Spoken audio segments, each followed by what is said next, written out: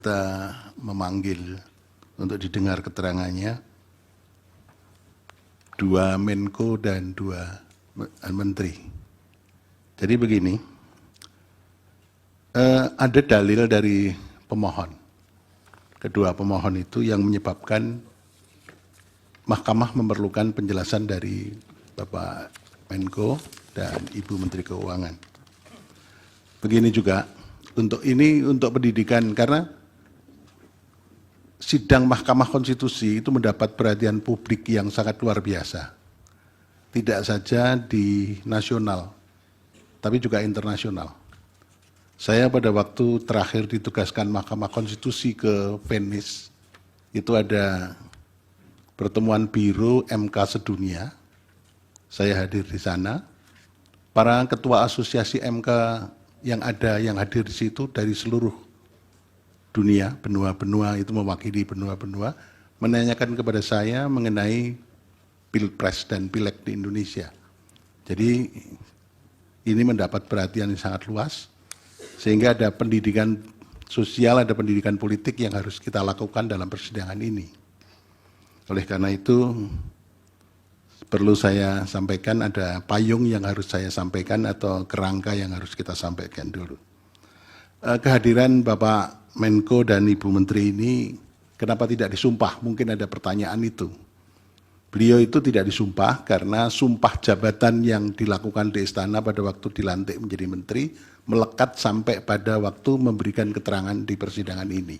Jadi Bapak Menko dan Ibu Menteri itu memberikan keterangan di sini di bawah sumpah di pengadilan.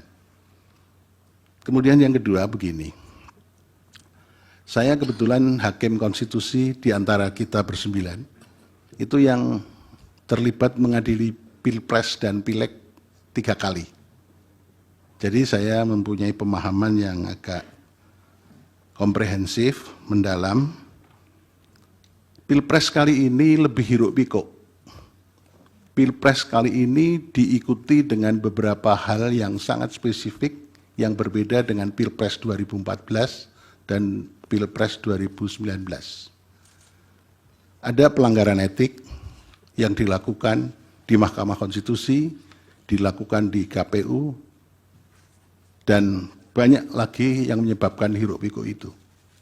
Nah, yang terutama mendapat perhatian yang sangat luas dan kemudian didalilkan oleh pemohon, itu cawe-cawenya kepala negara. Nah, cawe-cawenya kepala negara ini, Mahkamah sebetulnya juga kita memanggil kepala negara, Presiden Republik Indonesia. Kelihatannya kan kurang elok. Karena Presiden sekaligus kepala negara dan kepala pemerintahan. Kalau hanya sekedar kepala pemerintahan akan kita hadirkan di persidangan ini.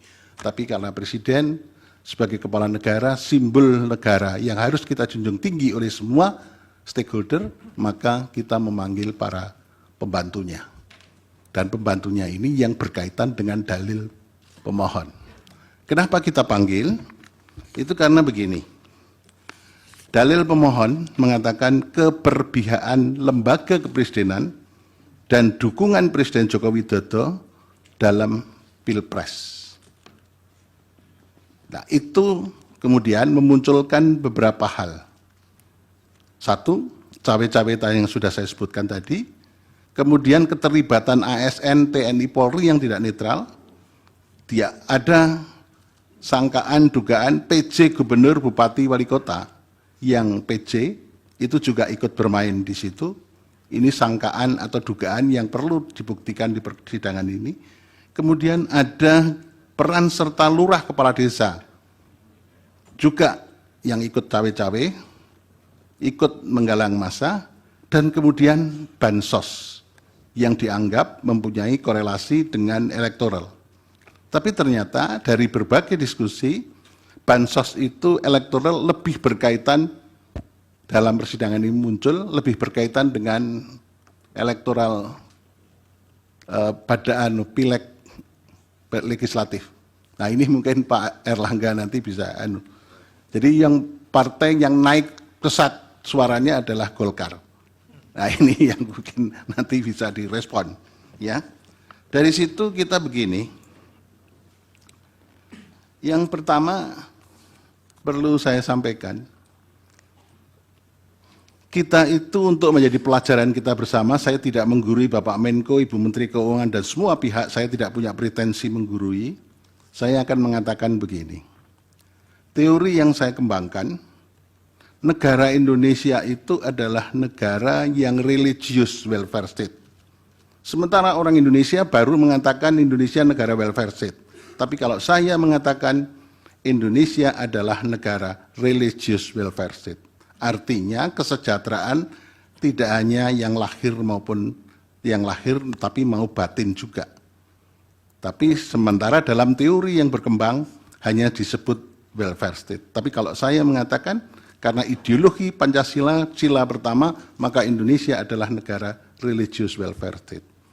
Kemudian kita harus membangun peradaban, hukum yang negara hukum yang demokratis dan berketuhanan.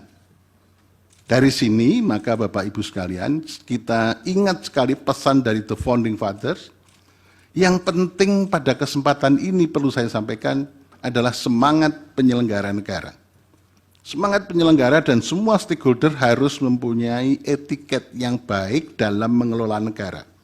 Etiket baik itu berdasarkan etik, moral, hukum, dan nilai-nilai sosial budaya yang berkembang di Indonesia. Itu semua diorientasikan pada kepentingan kesejahteraan rakyat. Ini yang harus menjadi pedoman kita. Oleh karena itu, Bapak Ibu sekalian, para Bapak Menko, di kita dalam berhukum tidak sekedar rule of law, tapi rule of ethic. Nah, dalam kesempatan ini maka ada beberapa hal yang praksis yang perlu saya pertanyakan kepada Bapak Menko dan Ibu Menteri Keuangan. Yang pertama, dalil-dalil permohonan itu menyangkut yang saya sebutkan bansos tadi. Untuk yang lain-lain sudah kita bahas, tapi ini perlu kita bahas mengenai bansos. Yang pertama, kita mengenal lembaga. Ada Menteri Sosial, kemudian ada kaitannya dengan Kepala Badan Pangan Nasional, kemudian ada Kepala Bulog. Pada saat-saat kritis, saya baca di mass media, Kepala Bulog Budi Waseso diganti, ada faktor apa ini yang melatar belakangi? Saya mau tanya. Jadi di situ, Kepala Badan Pangan Nasional Pak Arief Prasetyo Adi, kemudian ada pergantian Kepala Bulog, dan kaitannya dengan Kementerian Sosial. Itu apa yang ada di balik itu? Kita pengen mengerti karena ini termasuk bisa disebut juga dengan masalah yang tadi cawe-cawe. Kemudian di Menteri para Ibu Menteri Sosial. Presiden pada waktu bagi-bagi bantuan sosial di depan istana. Presiden pada waktu keliling kemarin dipertanyakan oleh teman-teman dari pemohon 2. Presiden keliling ke berbagai daerah